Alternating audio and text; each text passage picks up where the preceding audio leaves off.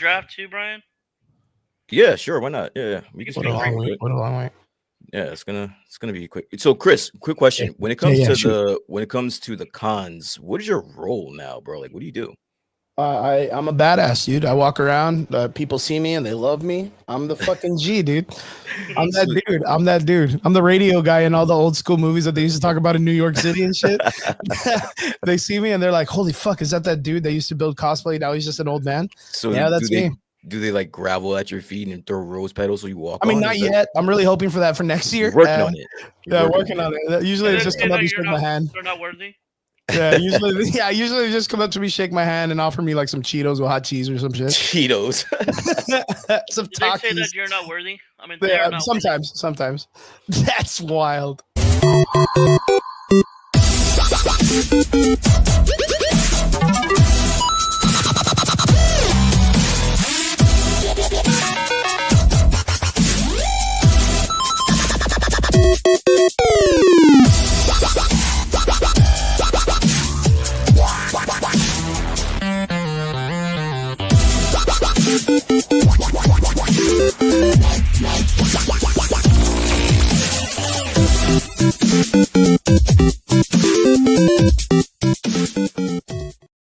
We are back, baby. It is Sunday night. We're here at the Average Boys podcast after a 2-week layoff of the boys. Just so much stuff going on. So much stuff. Guys, I miss you. Trigger is not here as usual. I'll just say he's the camera guy for most of us. He's just here hanging out. Brian's got the cool microphone. We're looking like we're in the same room, even though we're like states away, bro. States away. Derpy in the house, still without a webcam, but much love. Much love. Guys, how's it going? I feel like I haven't seen you guys. Brian, how are you doing, man? Great. I really can't complain. Today was a really good day. I went to the movies, saw Sinners again, saw Revenge of the Sith yesterday. So as a nerd fan, dude, it's been amazing. Plus I got Last of Us. How was Sinners? It's really good. It's number one at the box office. It's not going to be for everyone, but if you're a fan of Ryan Coogler and Michael B. Jordan, it's gonna be right up your alley, man. It's really good. Yeah, I did not know what it was about until like I forgot who it was that was like, "Yo, vampires," and I was like, "Vampires? What the fuck are you talking about?" It looked like a mobster, like old school movie, right? Yeah. I was kind of expecting it to be just like an old school, like what is it, like Robinson, the guy that played the blues, and like that kind of culture time. Like Louisiana, New Orleans, like back in this, like the 50s or the 60s kind of thing. And I was like, oh, it's going to be like, I don't know what they said. They're like, hey, are you guys twins? Nah, we're cousins. Or it's like a joke or whatever. I thought it was a cool joke. I was like, it's like a black version of like the Peaky Blinders movie or something. And then someone was like vampires. And I was like, vampires? What the fuck? And then I saw a trailer or a bit on the dude that's like, oh, hey, can you let me in? And they're like, well, why do we gotta let you in? Why are you asking now? And I was like, oh, fuck, are they doing like the mythology Bram Stoker's? You have to let the and I was like, fuck, I'm missing out. I'm really missing out. If Ryan Coogler took the opportunity and was like, yo, we're going to do a vampire movie, but we're going to use the black culture during this time frame, but to do it with like the mythology of like the European vampire. Oh my God, dude. And just to quickly touch on that. It is a vampire story, but it's got like 2 or 3 stories mixed into one. The acting from everyone is freaking phenomenal, and like you said, so I didn't see that bit that you're talking about. Like I didn't know that was part of the story. But once you're watching, and if you know anything about vampires, we've all seen vampire movies. Yeah. We do know that in some iterations they have to be invited in, and that's like literal, like you got to know like the history of like the vampire culture and norm and stuff. Yeah, that was impressive. So when it's time for that to be part of the story, I remember literally while I'm in the theaters, I said out loud, "Oh, you have to be let in." Yeah. And so it kind of kicks up. The first third of the movie is kind of slow, but once it kicks up really fast, bro. I heard just by chance it's got a lot of intonations to be like Dusk Till Dawn a little bit. It's got a lot of Dusk Till Dawn. Hey, man, that's dope. How brutal is it? It's pretty brutal. It's pretty brutal. We If talking you're like 80s? We talking 80s brutal? no, it's not slasher. It's more modern, but it's interesting because again, you have like three different things woven into a vampire story, and it's got race. It's Mississippi in the 30s, so like just take that with The you great, know yeah. with what you know about the Mississippi in the 30s, and that's going to be incorporated. So again, it's going to be uncomfortable for some people, but I think that's why it works, because it's a vampire story, so it kind of lands a little bit different. It's really good. It's really good. Well, I mean, if you technically break it down, there's only like in history, like in black culture and black cinema, I think there's only like two films that deal, or technically four, which is like a Blackula, which is like an old school movie that kind of like was like a Shaft Dracula variation, right? Which I mean, it's Yeah, cool. Like like it's a got black its moments that it's funny and comedy and tropey and stuff. And then of course you got Blade. Like I yeah. think Blade's got to be like the top notch shit. But like this is the first time you get like an actual like deep heart black culture vampire film, which I'm like, holy shit, like Yeah. I like the culture of that time frame too, because of like the blues, like the whole like the bluegrass kind of living vibe, like very farm life and very old school. Like I like that, man. I think that's a real like interesting touch. I think that's like that was gold, man. If you think about it, Yeah, it's shout out flavorful. It's flavorful. shout outs to Ryan Coogler. Right. He's not he's an acquired taste, I think, and if you like his movies, which I am a fan of, you're gonna like this. You're gonna like this, like Biggie 10 Biggie out of said. 10. This is 10 out of 10. Yeah, it's really good. I got a new cut. I don't know if you see this. Mention that, bro. Yeah, man. Look at this, man. looking Kept the fresh, bro. mohawk, kept the length. I like it. I like Yeah, it. man. But I just put that straight back. Be a little G. We got some fights coming up, so I gotta shave up. Gotta get ready for Gotta the look the part. training. I'm training. So also, guys, you might have heard him a little while ago. The marvelous mousy voiced friend of ours, Derpy Entertainment, is in the house with us again. Derpy, what's up, my man? What's up, fellas? How we doing? Good, brother. I feel like I haven't heard from him in a while, and I know Derpy's always hitting me up, and he's like, guys, where you at? Let's do some stuff. Let's get on the cameras. Let's get on the mics. Let's get on a webcam. Let's do some stuff. So, Derpy, how's your week, man? Or 2 weeks. I haven't seen you in 2 weeks. Well, I like Derpy. He's like man of a few words, but when he says it, he is on point. last week, Last of Us was great. I heard. We're gonna talk about that for WrestleMania sure. was great too. Yeah, we're gonna talk about too. Hey, actually, Derpy, shit. Before we even get to it, how was WrestleMania, dude? 9 out of 10 because the ending. Oh, 9 out of 10. Brian, what do you think? 9 out of 10 for WrestleMania? Come on. No, I would have to disagree. Oh, shit. 8. I would probably give it like around a 6. That's fair. Okay. That's 6, dude. That's dirty, dude. Yeah, I would give it a 6 out of 10. The match like and the ending.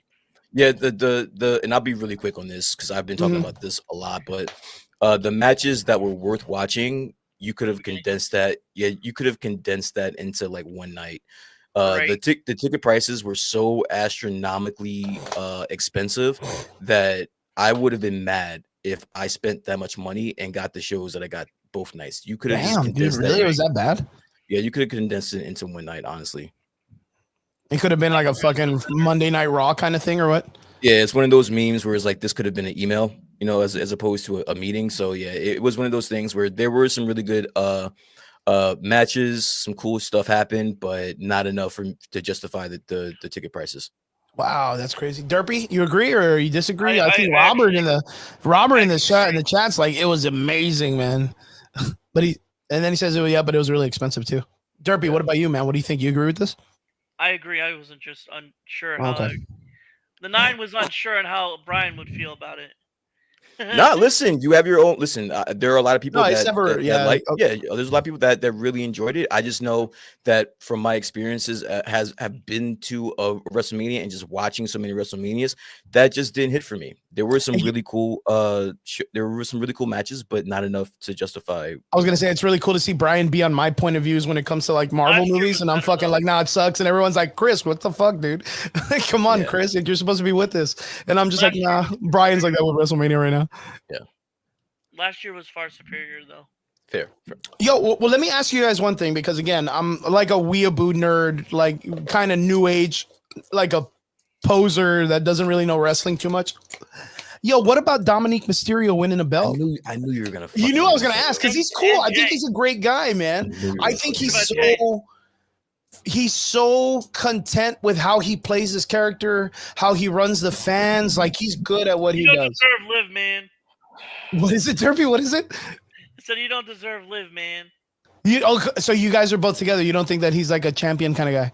I mean, he fucked over. Who'd he fuck over? Baylor? Finn Balor. Yeah, Finn Balor, right? I don't know. I'm telling you, I don't even know these guys by name, but like I just saw like the little trips and I was like, oh, this fucking kid won a belt. Like, and then he went off and was like, yo, fucking tell my dad to retire. Like, I'm gonna take his shit or whatever. I was like, bro, chill. But you play the game so well, though. Like, he plays the character so fucking well. You love to hate him. You know what I mean? He's over as a heel. Fucking hate. He's good. He's good at that shit. Jay, Brian? He's really kind of like, I know. Jay? In the sense of it, he's like a new guy, right? Like, he's new. He's fucking really freshly new to this thing. Like, he hasn't really like got his like rocks in or whatever, but like he's embedded himself very fucking well in everybody's business, man. I guess Derpy, you said something. What were you saying? What about Yeet Jey Uso? What about him? One of the most disappointing matches of the night. Which one? Jey Uso and Gunther. Really? Why, dude? Didn't Uso won though, right? Yeah. Yeah. That's why everyone liked it. Yeah, I just think that again, and I've been talking about this forever, so we don't have to spend too much time on it. Probably the way that it ended, though. Yeah, it's the match was lackluster. I'm not a big Jey Uso fan. I loved him as a tag team. Him on his solo run, I haven't been wowed. But Gunther, I'm a huge fan of. I've never seen a boring match or a lackluster match until I saw him against Jey Uso.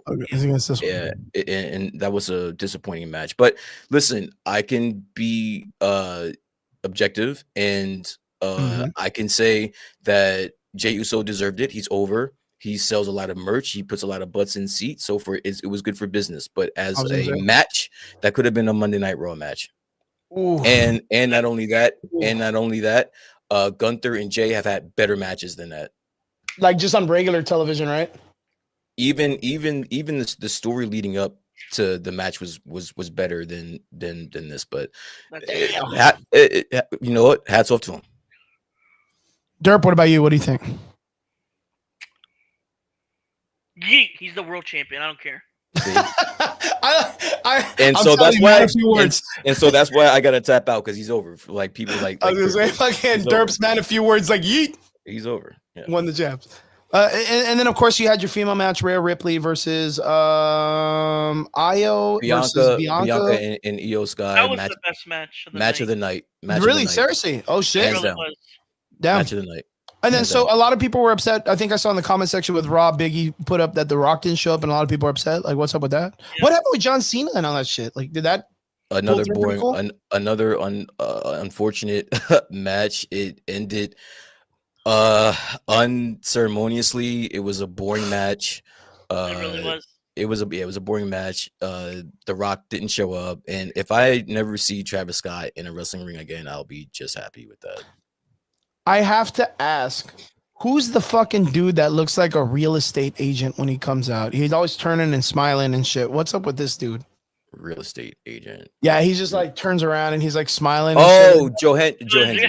What is this guy? I saw that dude, and when I saw him intro, I was like, is this guy selling property? So like his whole thing.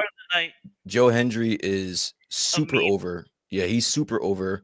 In TNA, he's a TNA champ. And apparently he was handpicked by Randy Orton to come out and have that and have that match. So kudos to him. He got a he's literally in TNA, but got a WrestleMania moment. So that was pretty cool. Wow, that's actually really dope. Good stuff. Well, I mean, you guys may think it's a 6 out of 10, Brian, but I just got back from one of the most electrifying matches here in South Texas. Combat Cult, our boys Eddie and D wrote through like a great, phenomenal show, local show with a bunch of local talent and out of town talent too from Dallas and Houston.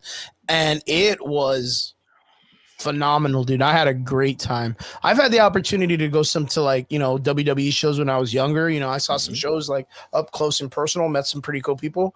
But I've recently, like I said, I put it up on my Facebook and social media that I am working alongside Combat Cult to bring them cool commentary, bringing the average boys flavor. You know what I mean? What's up? So shout out to those guys, and shout out to, I saw them earlier today, the 9.56 podcast. These guys are always with Chew and Ooh, and our boys always giving shout outs to our local podcast boys. So shout out to the 956 podcast. Excellent work, ABV. So had a great time, man. I made a video earlier showing everybody what we were doing, and yo, it did not disappoint. That was some fucking exciting stuff.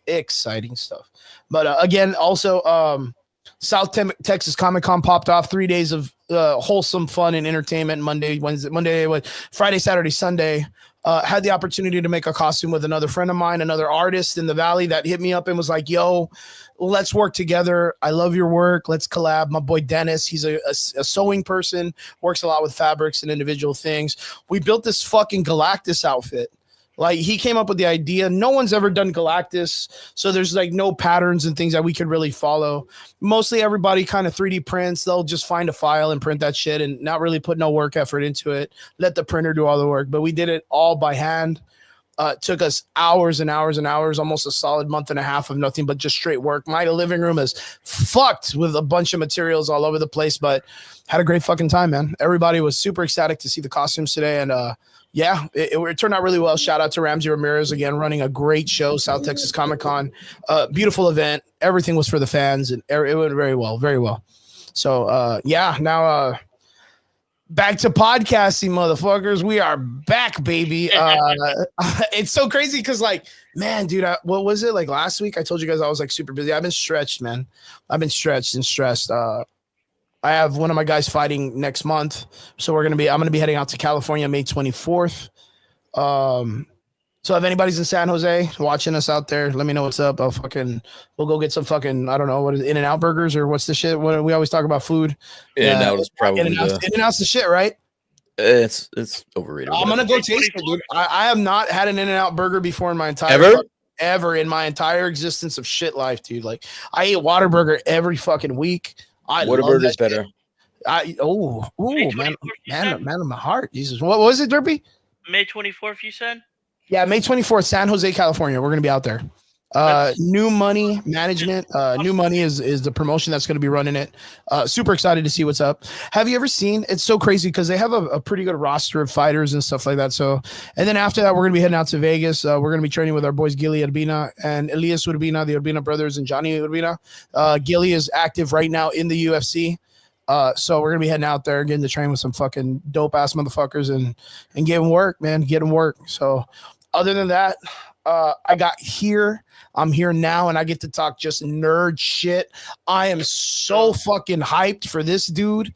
This dude's entry into the Marvel fucking universe with the Thunderbolts movie. There's a bunch of shit going on right now. There's so many little things. You're going with Biggie, right? This guy's coming through. You're going with Biggie to watch Thunderbolts, right? I'm stoked, dude. I'm stoked. You're going with Biggie, right? Yeah, I'm gonna go with Biggs, and I got a couple other friends that we're trying to get together for a group because I always go by myself because I'm like a fucking super loner boner, no friends kind of shit. I'm really excited, dude. Are you guys excited for the Thunderbolts or more Fantastic Four? What about you guys? I got my tickets for Thunderbolts already. Let's go. I'm ready. I'm stupid. I do not have my tickets yet. Gotta get them. That's gonna be something. And also, 2 weeks ago, we had the opportunity to do this really fun activity. Derpy got it together. We had the opportunity to jump right out of the podcast, which is what we're going to do today too, I believe, right? We got something planned for tonight. So we're only going to do till about 10 o'clock. And then after that, we're jumping right into it. You guys can follow us. We'll put it in the chat later. We've been watching The Last of Us in a small little group chat that Derpy put together. Really worked really well the first time we all got in there, got to see the TV show together, and got to experience it all fun and games. And like I said, Last of Us been popping off. Of course, we had some big stuff that we're going to be talking about that's been going on with the show, but I wanted to clear off some stuff real quick and make sure we get it all going on. So let's go ahead and get into the conversations today. Boys, what do we got going on? Brian? Yes. So really quick, since we are on movies and I talked about Sinners being the #1 movie in the country right now, #2 is kind of a unforeseen number 2. Does anybody have a guess what the number 2 movie in the country is right now? Minecraft. It would not be Minecraft. I'll give you another shot. Chicken Jockey. Which one? I said Chicken Jockey. Oh, Chicken Jockey. Chicken Jockey. He did make the cut. Okay, all right. So, just so for purposes of the show, the number 2 movie in the country right now is this one right here. I don't know if you guys can see that. I do have in episode 3. Crazy, dude. Episode 3, which is my favorite Star Wars movie. So it makes me so happy to know that that is a number 2 movie in the country. I think it raked in around $25 million, maybe 26 at this time. 25 to 30. Morbius gotta be pissed. It has to be. It has to be. Morbius. And so Saul, that is a good guess. Accountant 2 is actually number 3. Oh, dude, I want to see that movie so bad, dude. I looked at the list. Accountant 2 is number 3, and I did love Accountant, the first movie. So I will be checking out the second one, but that is number 3. Episode 3. Don't hate me, but I barely saw The Accountant 1 like 2 weeks ago. It's good. It's a good movie. I barely saw I'd never heard of it. I mean, I heard about it. I just never cared about it. I was like, or whatever. Like, just skimming through shit, and you see like Ben Affleck with a gun, and you're like, whatever, bitch. Like, but like, so when I saw the Accountant 2 trailer, I was like, wait a minute, just like a sleeper. And I saw it, and holy shit, was it a good movie? It's got good reviews. It was a really fucking good movie. I'm super excited for part 2. And then the other one too that I didn't get to watch was that I was really hyped for, and I just kind of like blew my mind because I was talking about it today with someone. The Amateur. I saw it. I didn't see it. Was it good? That's the one with the guy from the one Ralick, the guy that plays Queens, the singer from Queen. Remember the Queens movie, Bohemian Rhapsody? I think yeah. He's from Robot. Rami Malek. Rami Malek. Mr. Robot. So he is in a movie where it's called The Amateur, and what it's based around is this guy's like a desk jockey for the CIA. He works like a desk job. Well, someone kills his wife, and then he's like, yo, well, I'm going to go be a killer now. I'm going to go get her revenge. But he's like a fucking nerd. Like, it's so funny. What's his name? Morpheus. What's his name? Lawrence Fishburne. Lawrence Fishburne's in it, and he plays like a hitman or an agent for the CIA, and he's like, fucking kill me and prove it or whatever. And the kid's like he's all like, he's just like a nerd, you know what I mean? But like, he wants to get revenge for the people that killed his wife, so he goes around killing these dudes in like, it's not a comedy either. It's like he kills them in ways that only he knows how. Like, he'll set their whole house like system to like lock them down, and then just hacks their shit and does weird stuff. Then there's even like the whole like, it's real funny because I guess it's like a nod to like the action hero movies where the guys walk away from explosions all cool, like, and the guy's walking away and something explodes and he like flinches like, and it's not like he's not cool. Like, there's no like hype man. And it looked like a cool movie, man. It really did. I will definitely check it out. But guys, quick question. How do we feel about episode 3 raking in this much money, being that it's like sense. Damn near 20 years? The world is so starved of great films, dude. And there's no way someone's gonna fucking not want to re-scene a Star Wars film at the theater. There's no way, dude. Even knowing that it's especially out again, this one makes me want to go see it. Especially this one, Chris. Well, you guys are the younger generation. Like you, now Brian, you're like with me, but like it's crazy because you liked the prequels a little bit more than the original. I like the original trilogy because in my household, like that's what my parents dated. Like they went to the second Star Wars film back in the day as their date. Yeah. So like that thing was very synonymous around my house. We were constantly watching the videos and like all that stuff. Where I know that, you know, when we were getting into our teens, maybe out of high school, a little bit into college, like the prequels were kind of popping off at that time. Like I think they were already kind of coming to an end, or Order 66. I remember I was leaving the theater and there was a line outside for the next showing, which is already knowing that it was before pre-sale tickets for your seats and you couldn't get it. That was an event. That was an event. It was that. I'm telling you, I remember that. The marketing for it was ridiculous. Yeah, and then I mean everything spouts from Star Wars. Costuming, cosplay, Comic Cons, all this stuff starts from the idea of the fan base around Star Wars, and that's what makes it such a rabid community when something goes bad or goes wrong. You know what I mean? So I have a question really quick, yeah. Chris, and I actually got a chance to talk to Mr. Betancourt last night about Hey, this. my man, dude. So how do you feel knowing, like you said, that the fan base is kind of divided on a lot of things, but how do you feel knowing that this movie, again, this movie came out when we were 2005. Yeah, a long time so ago. much younger, that at least the fan base can come together for Exactly. this? Like, what is that? How does that speak to what is going on in the current Disney era of Star Wars? Like, I mean, there's I something can't. nostalgic about the old school films that they're built with more heart. Good writing. There's not really like a message that they're trying to push, like a social message or some kind Good of writing. political message or something like that. Mhm. You literally have movies that are based on heart of the characters. Like you really care about each individual character. You can really feel George Lucas. the compassion for the Anakin character, the compassion for the Obi character, like the idea on what they were pushing and how much more bigger they really wanted the world to work when they started going into the prequels.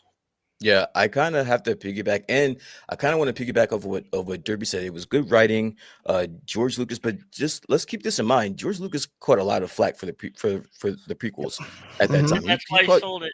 He caught a lot of shit for that. But so when I was talking to Mike last night or 2 nights ago, I was asking, I think the issue is with the current Star Wars that we've been getting is that there isn't a episode 3, right? That there was such good writing, and it was it was kind of like an end game type of feel that we were taking this journey with Anakin, and we know how it ends, but this was like every the 2 movies that preceded this came to a head right here, but they're not really giving the hardcore fans any of that to hold on to. So I think that's what is kind of firing what the fandom is today. I think that's what's going on. Yeah, I mean, even the concept of it, like I still to this day believe that the real chosen Jedi that was really like the pinnacle of it was Obi-Wan, and I think that he was established so well in the prequels that like Ewan McGregor's like role as Obi-Wan Kenobi was so good, was so damn good. Even the factor of knowing that when Anakin is of course like torn and broken in the last film, he's like, I loved you. Like he opens like completely breaking the mold of the Jedi, admitting that he loved him like as a brother, like that it was more than just being like the Jedi code, that he cared and he showed compassion, the things that he was telling Anakin that he could not do, and he wasn't able to do it because of the Jedi code.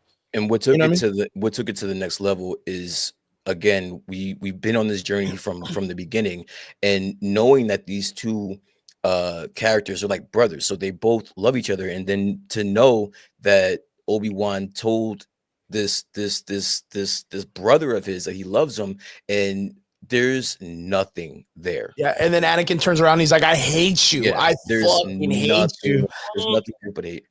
Well, there's also there's a theory out there that he says help me, and he mumbles help me, and I don't know if you've seen that before, Brian. When when he's first his legs are cut off and his arms are all cut off, he lands and he says help me softly. There's a theory out there that he says that. Oh, but isn't that because he actually like hurt himself? I heard like he twisted an ankle or some shit. I remember that there was something that happened, like physically happened, like he took a bump, like a real. But even if that was canon and that did happen at that point, I mean, the lines have been crossed so much that there is no helping. Like he tried to help. He helped you. He helped you to the end and told you, I have the high ground. Like it's over. Yeah, stand down. He was even trying to, help him at that point. Once your legs and your arms cut off, dude, it's pretty much done. Dunskies, man. Dunskies. I mean, but you see, like that's the thing is like we as fans of this service or as this series for so long understand how much work and effort it took for them to build this franchise from the base up, only to be kind of like handed over to a bunch of like privileged pieces of shit who don't know how to care for the system. And the only people that are there that we're rooting for are the ones that still show love to the original IP and the idea of what George Lucas stood for. You know, Dave Filoni, Jon Favreau, especially Jon Favreau, because even Dave Filoni has his moments where he kind of shits the bricks. You know what I mean? But Jon Favreau is the one that kind of like sticks to his guns more. But like, I don't know, man. Like, I mean, you do have a lot, and I mean. Okay. I'll take it back because you said it before very well, Brian, where you were like, yo, they just need to get away from this shit. Like, they need to do their own thing. If that's the case, like, if you want to fuck something up, fuck up something you create. Don't fuck up something someone else and a bunch of other people did really good creating. Yeah. You know, it's like, you know, if it would be like if you know, what is it? Leonardo da Vinci paints the Mona Lisa or whatever, and then some fucking asshole goes and wants to give her tattoos or whatever. Like, all right, well, go make your own fucking Mona Lisa. Don't fuck up the original one. Like, don't do that shit. Like, yeah, I just think that they are they're trying to accumulate so many new a new audience that the audience, their base, is feeling just uncared for. Yeah, underwhelmed. So we're the adopted children of Star Wars now. Yeah, when you have it, you like, this speaks volumes that this is the #2 grossing movie in the country. Like, this is what people want. If you, and I was telling Mike that if you just give people episode 3 level or esque, you can alleviate a lot of the pressure on yourself. Then you would have the real estate to go fuck off and give an acolyte, and people, you know, may pass it. But being that anybody, you can make mistakes. Yeah, exactly. It gives you leadway that you can make mistakes, but not when you're making mistake after mistake after mistake after mistake. Because then you just get put in a situation now that like Marvel is in, where you're like just expecting failure all the time. Yeah, or like you're going in just kind of like with your guard up, like, I'm gonna get hit, like I might as well fucking get hit the way I want. That's not a good place to have your fan base. Not at all. And it kind of like piggyback off of that leads into like our next point is Andor. Yeah, you know, like we have an issue where the fan base is so divided. Have you guys seen the conversation and controversy? I don't even care about Andor, and it's crazy because I haven't seen season 2 I should, and I think we all should, because it was such a good concept. Like, it was such a good, based on a film that we all knew what was going to happen. It was like the Titanic. You knew it was going to sink, but how did it sink? What was the lead up to the sink? And that was Andor. We all knew the Death Star was going to get blown up. We knew from the movie that someone got the plans, and it just so happened that Disney was like, hey, you know, it'd be cool if we just made a fucking weird ass gotcha moment on how they got the plans. Like, you know, just Ocean's 11 versions of Star Wars on how they got the shit. And it became something, because I mean, you and I talked about this even a little bit before Derpy got with us, where I didn't like Rebel One or Rebels. I didn't like Rogue One. Sorry, I wasn't really. And you know, I didn't like it. I thought it was stupid. I thought it was dumb. I was not. I even told people. I remember the exact time I fell asleep, and that was when they were scoped in, and the chick sees her dad on the outdoor like flight place. They're like in water, it's like raining, and they're all like in night vision, and they're all like, oh, we're gonna assassinate this dude. And then the dad shows up, and the girl's like, oh, is that my dad? I fucking fell asleep so hard. I was like, yo, I don't even need melatonin. I need to watch this shit every day. Like, I was so livid, bro. I didn't think it was good. The only thing I liked about it was Donnie Yen. Like, that's it. I thought he came out, they were like, yo, he's not really a Jedi, but he's got Jedi capabilities. He's blind, can still see some shit. He's the Asian version of Daredevil. I don't know. Like, I just thought it was cool as fuck. But I didn't like it. I did not like it. I didn't care for it. There was nothing about it that got it didn't pique my interest at all. I don't know why that just hit. I don't know why that just hit me like a ton, like a. Yeah, I know. And we've talked about this. But like, I don't remember you telling me that you didn't like it. Yo, Rogue One is like top 10. I've heard the best Disney project ever. Yeah, it's like top 10. It's like top 10 Star Wars. I was like, that's sad to say. Well, yeah, I mean, you can't really use the last three. The last three suck. You know, I mean, you got A Mandalorian lot of 1 and 2 that were good this a seasons. lot of people like Force Awakens, but Rogue One, dude, after the OG trilogy and the prequels, for me, it's probably number 7 movie of all time, bro. Well, you know I what? would Like, I'm agree. not going to deny, and we talked about this before. Like the people's opinions on what they like, I understand that, and I mean, I know that a Yeah, lot of of course. people got hyped, especially on the last part when you get the reintroduction of Vader back into the current timeline. Not necessarily current, but you get like a current online live action Darth Vader again. I mean, the actor had passed away by then and stuff, but you got it. You got that scene redone and repurposed, and they made it look awesome. Mhm. I didn't see it because I was asleep, but I know everybody else saw it and they That's liked it. unfortunate. Like That is you unfortunate. they took you on this. First off, that was perfectly written. The acting was great. Donnie Yen also, Yeah, yeah, he this was thing cool. That as first the teaser for it too was sweet. yeah, like Mhm. everything was great. And then just to know that is, at the very end, you realize because like as soon as you saw Vader, and you know that the plans were in jeopardy, it clicks like, oh shit, This is where it's ending. this is Yeah. literally right before A New Hope. Yep. And that just elevated the story in the last 15 minutes. And I thought that was awesome. But to each their own. I think there's a really well done movie. And I will agree with Derpy when it comes to the Disney Star Wars movies. That's probably the best one we got, bro. Yeah, and I know, and I'm not gonna deny it. I think Yeah, it's legit because I've heard everybody, a lot of people. You're not the only ones that have been like, no, that movie's really great. yeah. And then to me, it was like it was almost the same format they did with Halo, with Han Solo. Hold on. Have Han Solo, a very underrated movie. Yeah. Solo is an underrated movie. But have you actually seen the movie without sleeping through it? No. Okay, just give it a shot. I That's all I'm still, saying. yeah, I gotta try it. And you know what? Like I told you, if you tell me, Brian, I'll watch it. Even though you haven't Yeah. seen I haven't Arcane, watched I Solo. I will. will watch it. I knew that was Even though you did not watch knew that was XG, woke up or whatever. I keep telling you, I always give you all these weird ass things that I Listen, say I'm watch. not gonna harass you about it, though. I would just I say, you haven't know watched what? Solo, Brian. I'll watch it though. I'll watch Rogue One. I mean, I like Star Wars. You know what I mean? Like I've gone through Obi-Wan, the TV show. If I can make Yeah. it through that and not fall asleep, I could definitely make it through Rogue One. I gotta give it a chance. Pop like 12 Red Bulls, do a bump or something. I don't know, do something crazy to stay awake or whatever. But Rogue One had people crying, bro. Like, and really, Yeah, these are new introduced characters that we really shouldn't give a fuck about. But they did 100%. such a good job writing the characters that by the end of the movie, people were crying, bro. it's because of I that mean, one yeah, I can scene. see that. I mean, because you know that they're destined for failure. Like the whole thing, you knew that they were not gonna make it. Nobody It, makes it. it was a big Yeah, suicide. It was a huge sacrifice mission, It right? was a big suicide mission. That's But all that it was. you want to know the other thing that really kind of turned me off on the show, and this is not, it's like a nitpick, right? Okay. It was the dad's name. This kind of broke my heart. The dad's name is the same name of Star Killer, Okay. right? From the video game. So I knew 100% Star Killer was never going to be in the Star Wars canon universe. Okay. That was hurt. That was like, damn, because Star Killer, I think he deserves. That's like you guys with the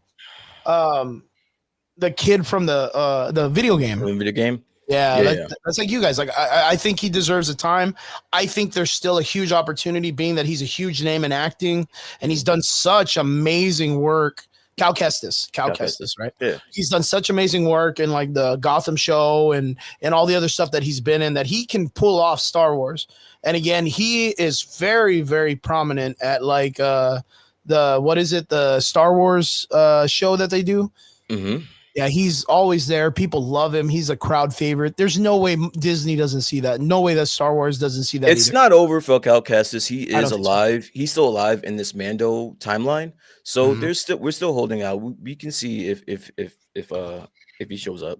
But okay, so getting back to the topic really quick. So Andor. So really quickly, there has been a lot of controversy, a lot of I division. know what you're talking about, Brian. Yeah, a lot of Oh, shit. division over the first 3 episodes. The show dropped last week There's one with specific scene. with 3 episodes, so it's a long watch to start the season. And then I think I sent it in our group chat from Denim Nerds that we follow, that there is a specific scene that was going to be very volatile in the community, and it just so happens that the episode 3 had that scene, and it starts with R and ends in an E. You guys can fill in the blanks. And a lot of people have an issue with that being in Star Wars. And I just wanted to ask you guys, how are you feeling about that? Even though you guys aren't caught up, how do you feel about sexual assault or SA being involved in Star Oh, Wars. oh, they did something Yeah, like that. yeah, Chris. Yeah, they Starts went with an there. R, Well, starts I with an mean, R, ends in an E. you got to They be went kind there. of aware that Andor was already pushing the envelope from the first season. Hmm. Like Right. it was very dark. You had a guy in that show, like nothing like that happens. But it was the first time that you get to see someone in the story have like a psychological issue where he ends up being like a weird mama's boy, Hmm. right? And you're kind of like, yo, why is this guy so connected to his mom? Like real weird. Like he's like in his 30s and he's still acting like he's like a baby and A his baby. mom's got to do everything. You're kind of like, I don't know, like when I was watching that in the first show, I was kind of like, I don't know, it made me feel real like, I don't know, like the Goonies. Weird. Yeah, you know what I mean? Like there was something really Yeah. weird about it that made me feel awkward, like dark, like very Bates Motel, Psycho, Hmm. American Psycho kind of shit, where you're like, why are you so like? And the mom's like, and they did it on purpose. They chose this But lady like super tiny, dude. but to be a little bit more specific, that was kind of like, okay, it is what it is. But when you go all the way to where they're going here, do you feel, as someone that has been a fan of Star Wars for, decades, do you feel like that deserves a place in Star Wars, being No, that George Lucas has been on record saying that Star Wars is for kids, and it's a galaxy far, far away? Do you think that this show needs to be tackling SA? no. Um, so that's a hard question, man, Yeah, that's why there's been a lot because of division. it could be for kids, and I understand this, but the thing is like it's it's like Transformers, right? Transformers was a fucking Hasbro cartoon, Didn't and see in that. one of the first movies, no one cared that a pair of nuts were hanging from one of the fucking Transformers body. We all laughed at it, and that's a Yeah, sexual part of a human body that people know exactly what that was, and we as parents and we and us with kids all laughed at that. hmm. There was a scene where one of the Transformers pisses on a dude because it's oil, and people laughed at it. I So think that's a that's like satire, right? It's like satire comedy, right? But that's the yeah. thing. It's still satire, but it's an adult joke in a child film. I mean, fuck, Marvel did a naked Thor with his ass literally completely out. And again, we've talked about that before. Like it was funny for the scene, but it's a kid's film. How can that be funny? And they talk about orgies too. So like that's a kid's film. That's a literal child's film. Disney is a child's film. But then again, if you want to get technical, Tarzan's villain hangs himself, and you see the shadow of the dude hanging like dead at the end of the film. Like what is considered child But or you not? have to understand the difference between what you're explaining and SA. Like No, no, it's no. one thing. I'm not It's trying one to thing. It's no. I'm defend not. I'm that. not. Yeah, I'm I not don't trying. know. I'm not trying to Yeah. have you jammed up. I'm not. I'm just trying to say that. I'm just saying from the discourse, from what I've been seeing, is that it's one thing to be tongue in cheek, and then there's another thing to just have straight up, sexual assault, dude. And a lot of people feel that the Star Wars that they love and that they grew up Wouldn't have on, that. it doesn't belong in there. Yeah, it doesn't belong in there.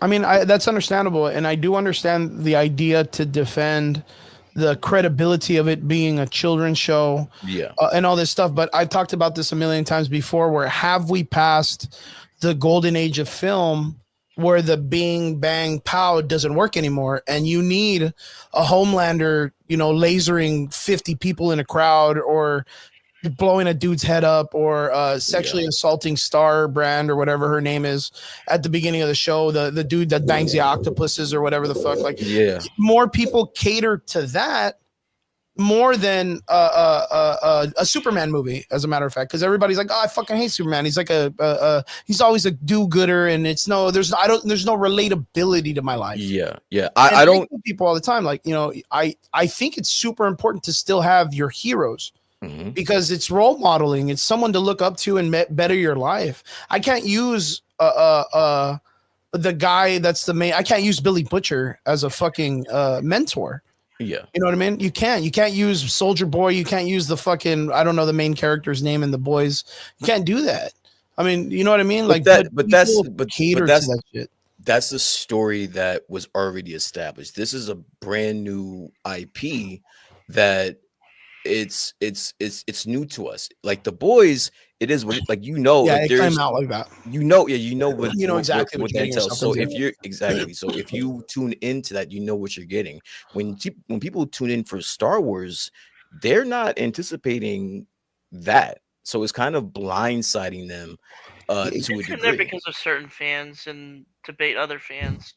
And you know, I'll do some pushback. Go ahead. Yeah, that's what this is. The Yeah. moment you push the goalpost of the statute of limitations on what you want in a superhero film or a hero film, Mhm. the harder it is to go back to the basic stuff because people are already turned by all of that stuff.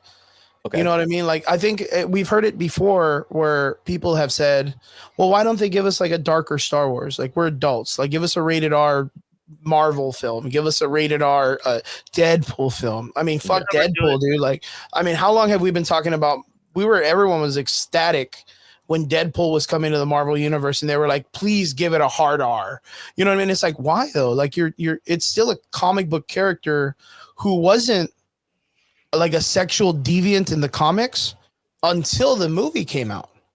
So like you remember in the first film they were doing a bunch of like debauchery in the first Deadpool movie with like Ryan Reynolds and the girlfriend, remember? Yeah. And people were allowing their kids to watch this. And then you're going to tell me how you're going to put that guy in an Avengers film without him Can I doing point those something? same things. You just don't expect it. You don't expect to go backwards on that. Yeah. You expect to go forward, and that's the problem. Is like, you know, when you have Star Wars, it's been a specific way for years. And you know what? I'll throw it that way in that direction. The moment the prequels came out and it was so much more serious and dark, people were like, we don't want to go back to the Goonies style of filmmaking. We want to stay here. We want to stay with the political stuff. We want to stay with the I hate you from Anakin crying, him hooking up with the princess. Like, I want that Star Wars. Yeah. Well, And it never was that was us. Like that was Yeah, us, yeah. but there were a lot of people that again push back on there's a lot of people that hate the prequels. And again, and like I think Derpy harped on that kind of started ushering George Lucas out. But just to kind of, I guess, from my perspective, just to give, you know, how I look at it, I don't know how I feel about it.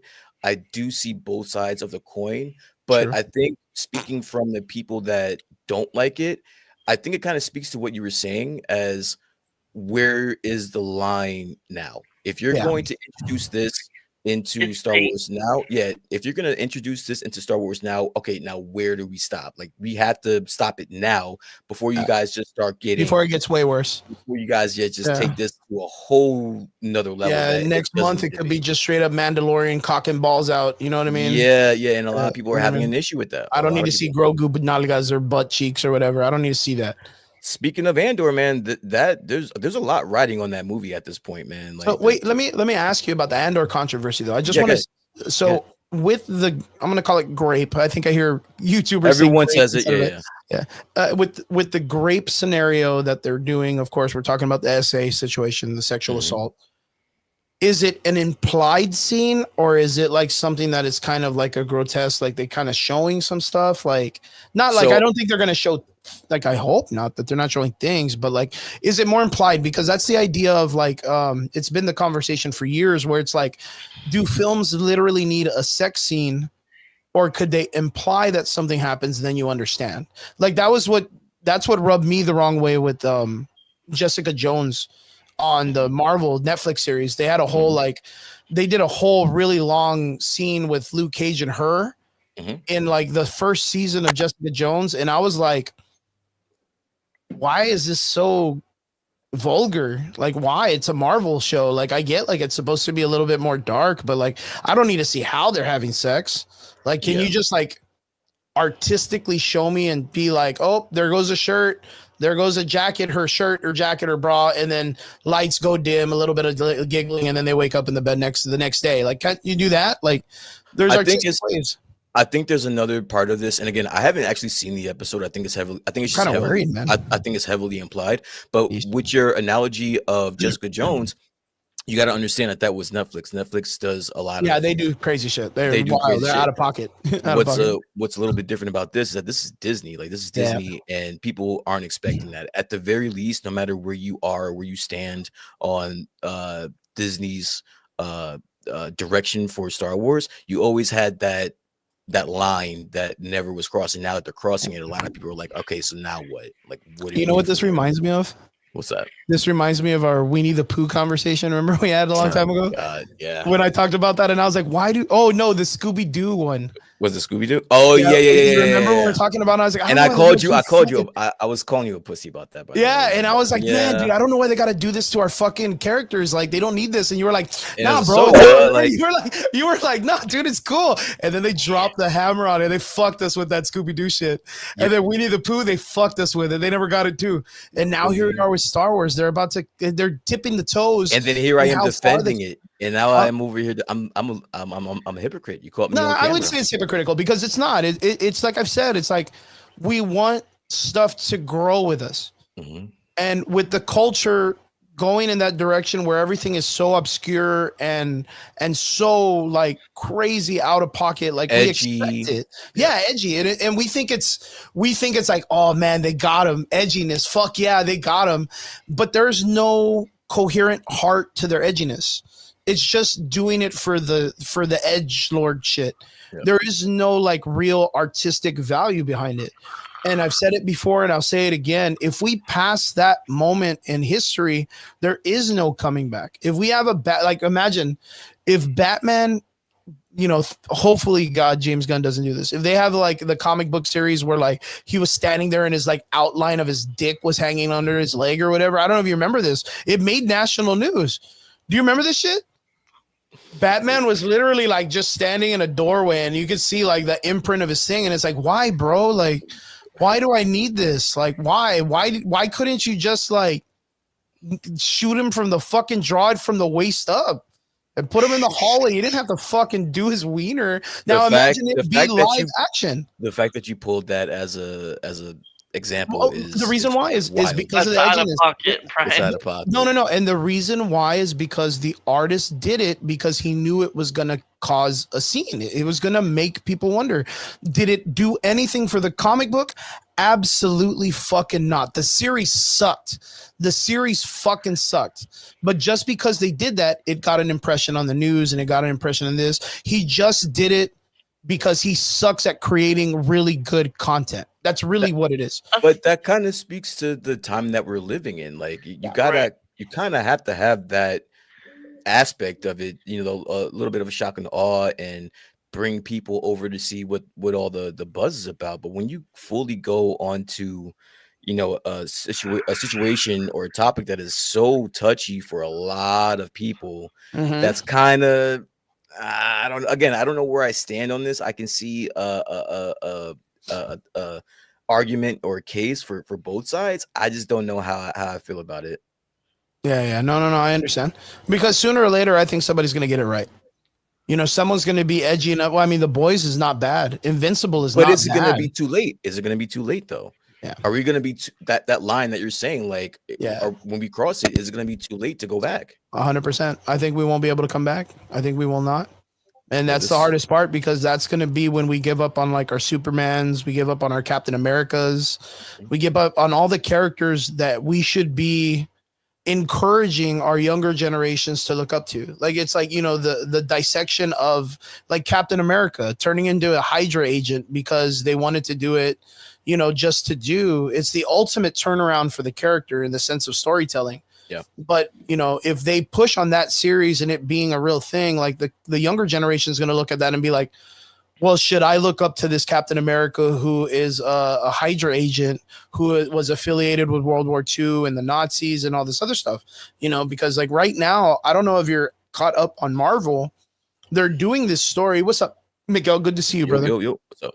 They're doing this thing right now in the comic books where Dr. Doom is the Sorcerer Supreme. Yep. And he is like, he's conquering the world, but because he's just giving everybody what they want, technically, and he's just doing it by actually working. The Fantastic Four are going nuts, and they got the Avengers helping them. They got all these people, and then they're like, "Yo, he's not doing anything." They just did a thing recently where they brought in Madeline Pryor. I don't even remember else. There's two other villains. MODOK was one of them, and then Baron Mordo, right? And they went and they were using their powers to go to all the different heads of all the nations who the Fantastic Four was like, Doctor Doom changed their mind. We need to bust him. And when they all showed up, Madeline Pryor was like, nah, dude, like I'm in their brain, and they actually just agreed with him. We're the ones that are fucking up because we're attacking this dude like without any real means. Like, and then Doctor Doom shows up. He's like, yeah, I fucked up, man. Y'all tried to bust me, and I'm doing this shit the right way. But that's on brand though, Chris. Like when it comes to Doctor Doom, like yeah, you're expecting that shit. That's his MO. Like Yeah. every iteration of Doom, at some point, he's gonna try to conquer everything. So like and he's not gonna cheat. He's not gonna cheat about it. Yeah. No, like that's on brand. When it just kind of bring it back to Andor, like when it comes to Star Wars, again, it's new. People aren't used to this type of behavior. True. So a lot and not only that, but again, they're kind of pissed off at the brand anyway. So any reason that you give them to knock you down a bit, they're gonna take it. It's gonna make it even worse. It's gonna make it even worse for what it is. Yeah. So so what do you think? Have you been kind of like are you watching Andor right now too or no? So I've watched the first season. I have not caught up the second season because I just did not want to sit there and watch 3 episodes. I will eventually get around to it, just because I'm kind of interested to see, how I feel about all the discourse that's going on. But I guess I'll reserve the right to judge how I feel about it after I watch it. I just wanted to know how you guys felt about. Actually, you know what? Like maybe because of everything, it kind of makes me wonder if when we were pushing for like the idea of the strike and all these people getting paid better, the writers and stuff, maybe we made a mistake, dude. How so? Maybe with them needing to get paid more, we needed to be more critical on how they hire these fucking dudes. Like for them actually doing good shows, like and good stuff. Because the concept is now is you're bringing in a bunch of writers that are just like privileged, and they're really not giving us materials. Because imagine, dude, like imagine going to a movie and hoping for at least somewhat it to be somewhat mid, like somewhat you're coasting with the idea to be like, well, I'm expecting failure.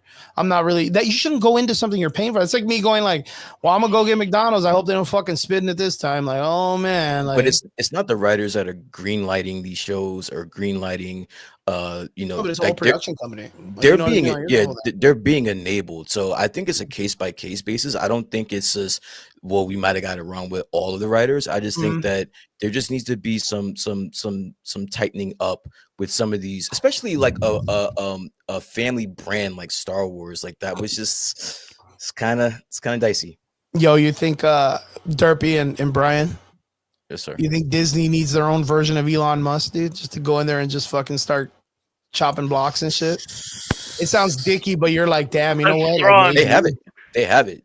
Bob Iger is. Oh, he's no fucking joke, dude. He's no nonsense. So like, I don't know what Kathleen Kennedy has on him, but he's putting up with a lot of shit with her. But like, he's really not playing. I honestly think that when it comes to Marvel, for example, I think that Kevin Feige is on a short leash, bro.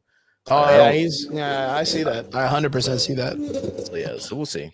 Yo, speaking of strikes, out of nowhere, Marvel Rivals. What's going on, Marvel Rivals? What the fuck, dude? Speaking of Marvel, and fucking Marvel Rivals was doing fucking good for a moment, wasn't it? That was so. If you guys don't know, Marvel Rivals is this new game. Fucking popped off, fucking huge amount of fan base out of nowhere. Like, it literally turned the gaming industry on its head. Hasn't been anything bigger than that since like Among Us, I would say. You know what I mean? Like just the influx of people playing the game. But now they have problems or what? What's going on with Marvel? What happened with that Marvel Rivals before we get going on?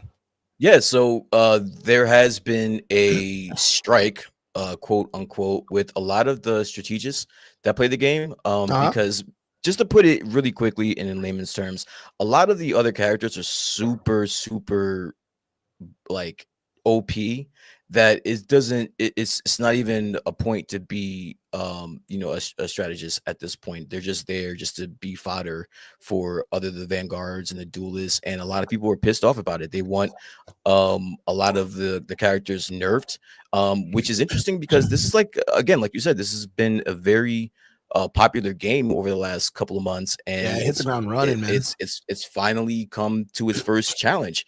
A lot of the developers for Marvel Rivals have come out and said that they are hearing the concerns and they plan to address it. So I'm assuming a lot of these, it's gotten to the point where if you go into a ranked game, you're not going to have a healer on your team because there's a strike. So at that Yeah, they're point, getting fucked. yeah, and so it's not fun at that point. Yeah. So, So just for hold on, just for everybody out there in the video game itself, just to catch up, if you don't play video games, like, because again, our fan base kind of like jumps all over the place. We got adults and kids, and you may have children who play games more than you do. In this video game, there are several heroes in the Marvel universe that are in it. A lot of them actually. They have a very big roster of characters, but each one of them, in their own way, has like their own specific group that they stick with. Some of them are just based on defense. Some of them are only able to give you power. So when you're hurt, they can heal you, like medicals.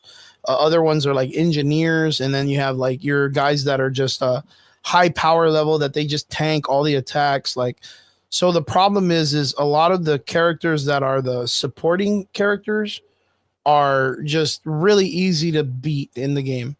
And there's people that are complaining, right? Like, I mean, it's legit. I mean, it's a free to play game, but you're still going to invest money in it for, like, you know, cosmetics and cosplay, or like costumes and things like that. And not just that, but it's a comp game now too. So there's been tournaments, there's been esports. There's esports. They just announced that there's going to be a tournament relatively soon within the next year. So this has a lot of people. Yeah, so that's the reason why it's been getting a lot of the headlines. Can you imagine the money that's going to go behind that esports being Marvel as the backup? Holy shit. We touched on it, and I don't think we're giving it enough credit, but this game has exploded, bro. Well, I mean, you know what? I even saw that they're doing like advertisements with like the actors of the Thunderbolts on the Marvel Rivals fan page, and advertisements talking about where they're even doing like collabs of it being, I think it was Sebastian Stan that was like, hey guys, don't forget the Thunderbolts is coming out in theaters, and right now on Marvel Rivals, you know, get my new skin for Bucky, and they're doing like really great collabing between the live action films and the video games. Even to mention that they're going to start doing, if I'm not mistaken, a comic book that's supposed to be a lead up to Secret Wars or the Fantastic Four, which is the first time Marvel is working with the Marvel comic books department to create backstories for the films to get you more involved with the films and stuff like that. It's getting crazy, dude. It's getting very crazy. Secret Wars, man. Secret Wars, baby.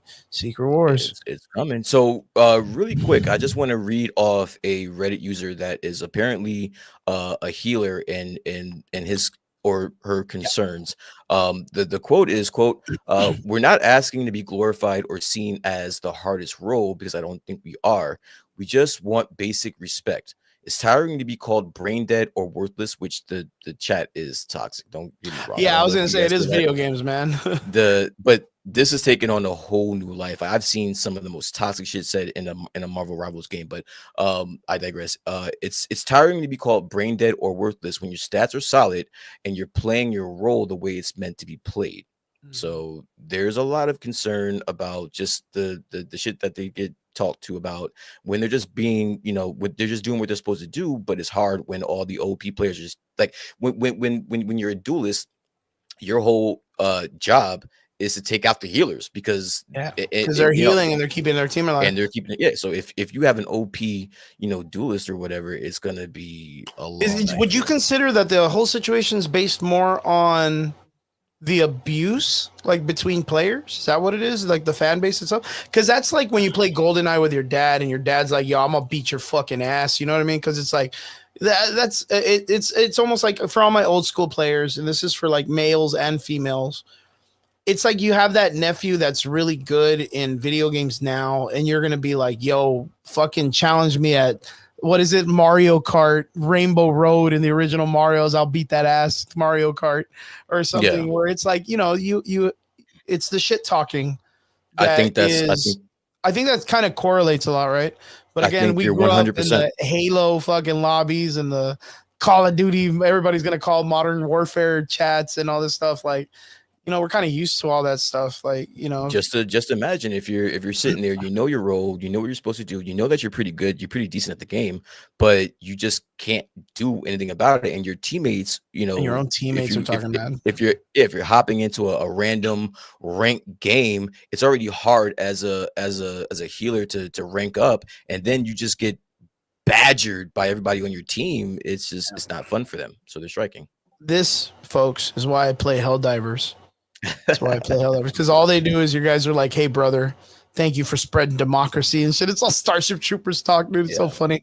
But yeah, that's super crazy, man. So I didn't even know like that was what was going on. So man, I hope they're able to fix it. It's kind of hard because you're dealing with the troll community, right? In the fan base that you can tell them like, "Hey guys, don't be so mean to each other." And they're gonna be like, "No, I'm gonna be mean. Watch this, guys. I'm gonna stream it. Watch me be mean to people. Let me cheat or whatever." Like you're gonna have that shit happen all the time. But I hope they fix it though. Derps, you play a lot of Marvel Rivals or what? Come on, Derpy. Don't do this to me right now. Better not be falling asleep over there in Ohio. Oh, you're talking about Marvel Rivals. Of course I'm gonna fall asleep. I haven't played the game before. You never. Oh, you're like me, dude. I never played it. I've only played it like once, dude. I played it. Yeah, Brian. I think Brian's in it. So you haven't played it, Derpy? No, not once. Are you familiar with like some of the you got to understand, like, I at least admit the art is awesome. Yes. Yeah, I see. I just have to wish it admit was that too. DC. Yeah, I was gonna say like most of those characters look pretty dope. I mean, you got to understand too, for them to be able to use a video game to pick up Jeff the fucking shark, dude. Like Jeff the shark. That's He's one of wild. he's one of the problems is that he's so OP that there's nothing you could do about it. And he Right. sucks in the comic books. He's just shit on all over the comic. I don't even know why he became so popular, but I get it. Cute little shark. Everybody knows who he is now. But yeah, that's super crazy. Boys, now's my chance to ask you guys. I did not get to talk to you guys about last week's Last of Us episode.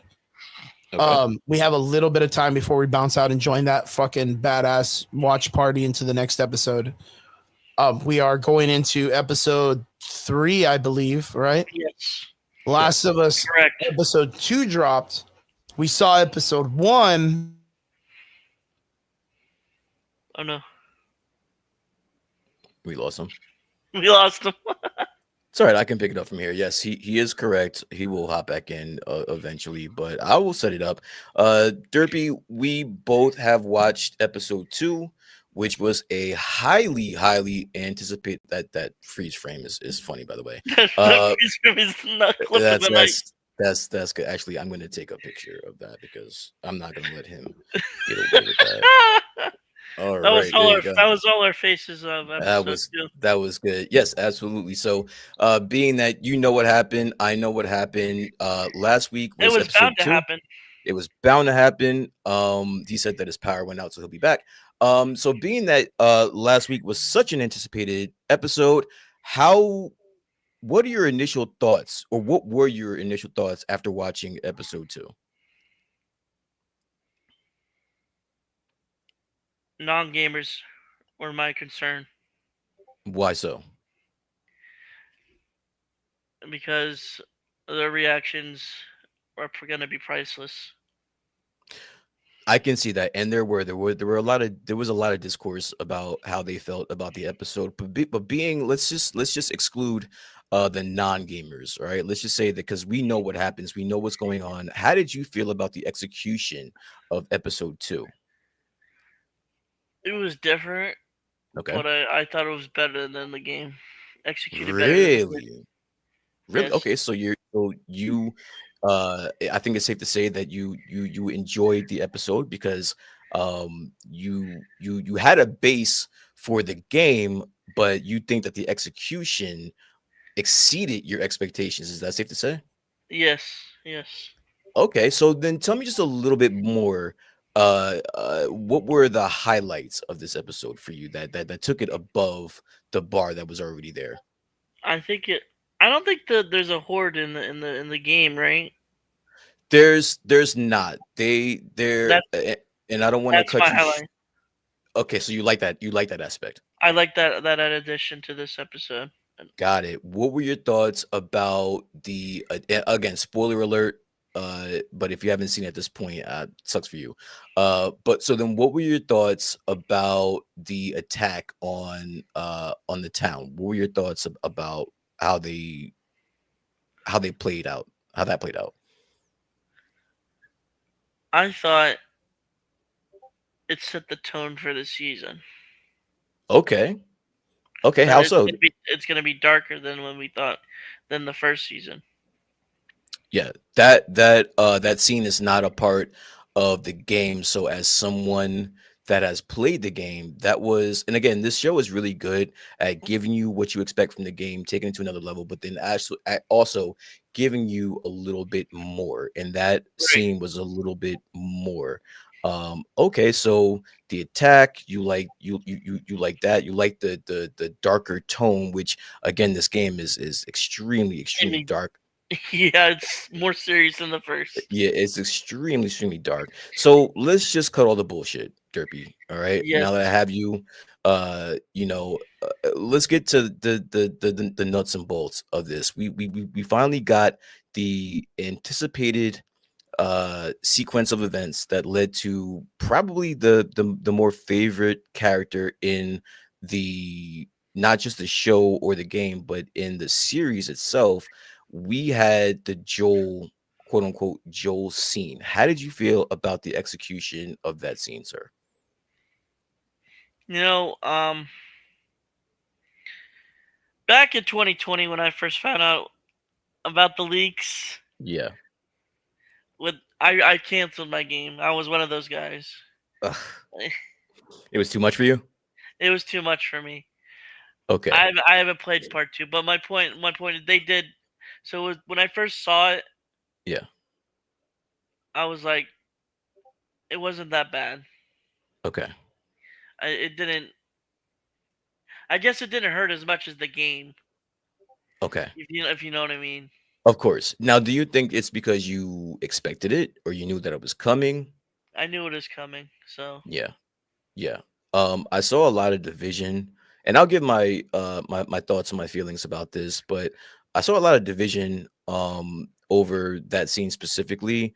A lot of people had an issue with it. I didn't. Spoiler alert, I loved the scene. I thought it was executed perfectly. I think my respect for the actress, that her name escapes me at the moment. I think that her Caitlin execution, Denver or yes, or was it something? Caitlin something. I thought that her execution in that scene was going to be crucial for me as to how I was going to judge this season going forward. Right, And I wasn't let down whatsoever. I think she right, crushed it. I think she captured exactly how we felt during the game. And of course, I know what happens, but I think that it was executed perfectly. I don't see anyone that had an issue with that scene. I think it's just looking for a reason to not like it or never played the game. I saw a lot of people talking about Abby not being cruel, or they made her too dark, or I think Grace Randolph, who I like her her thoughts about certain things, but I think she got this one wrong when she said that she watched the cutscenes, and by the end of uh the second game, she felt that Abby had a redeemable quality, and I have to completely disagree. agree. And I Yeah, think, yeah, I think the whole the whole part of this story, which is perfectly written. Again, it's my favorite game. It's the best story that I've ever seen play out in a game. No one is redeemable.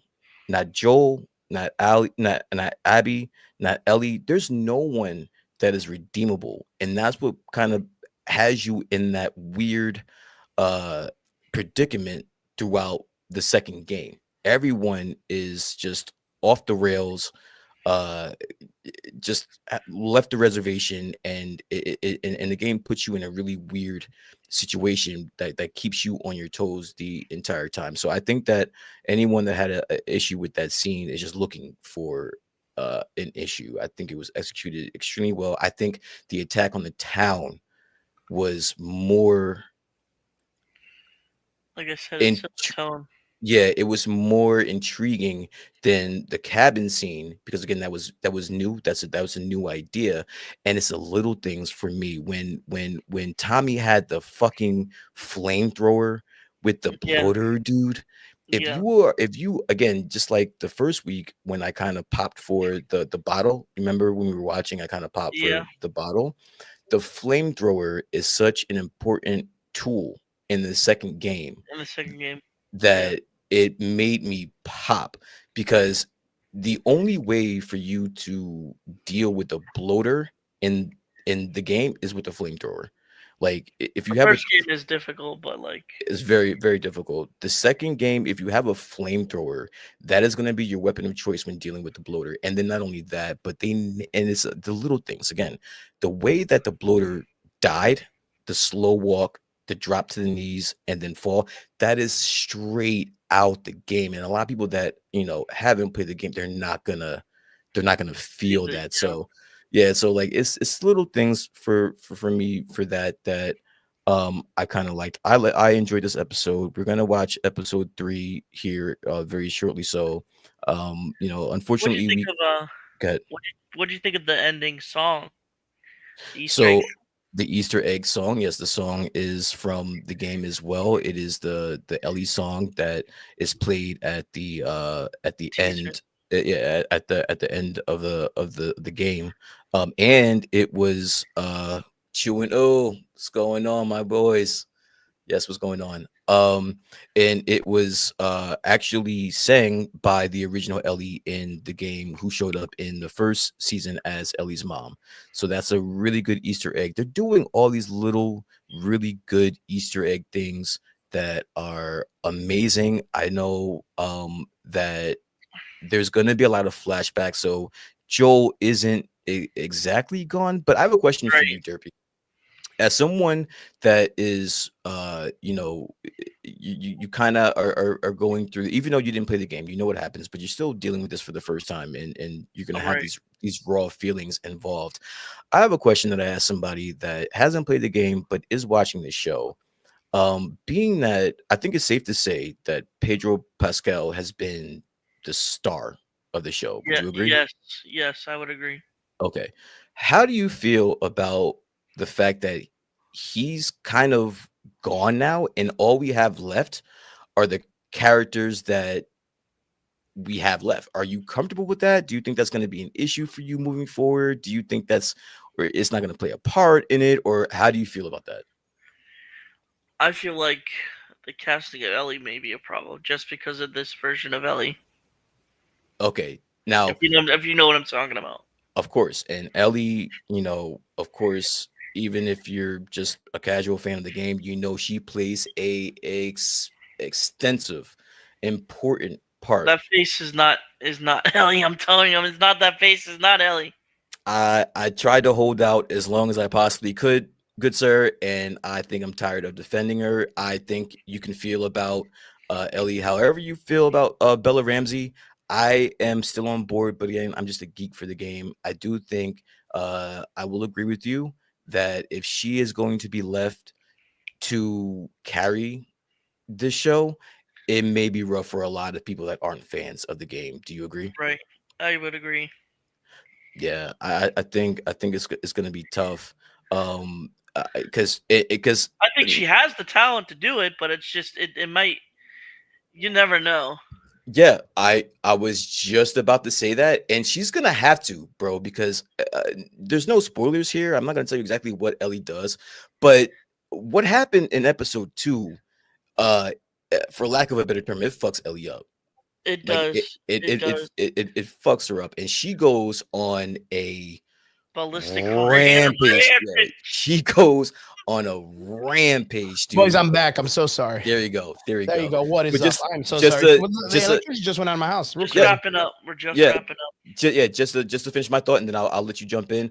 Um, uh, Anyone again that's not in tune, I hope you are cool with Bella Ramsey and her portrayal of Ellie, because you're gonna get a lot of her, and you're gonna get her going on a rampage. So I just want to say to anyone that's watching it that didn't particularly like episode 2, just give her a shot, see how it goes, and if you don't like it at the end of that, but I do think that Abby is doing. I was kind of on the fence about the actress that played Abby, but I think that how she portrayed episode 2, I'm on board Right. 1000%.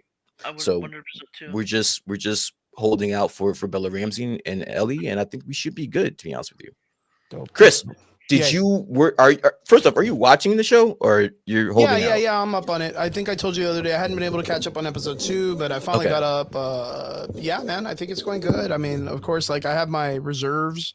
Of course. The reserve I had most was, I think we talked about this last week where we were, or not last week, but several weeks ago, where we were like, yo, what are they gonna do when Pedro Pascal's like, the situation? I don't know if you guys were talking spoilers or you guys we already gave the spoiler. Okay, so we already know. And again, it's like a fucking 5-year-old game, guys. Yeah, so, yeah. If you weren't watching it, you're not real fans, but you'll learn. You're gonna learn today. You know what I mean? So I'll ask you the question I asked Derpy, being that because we're on the topic of Pedro Pascal and Joel.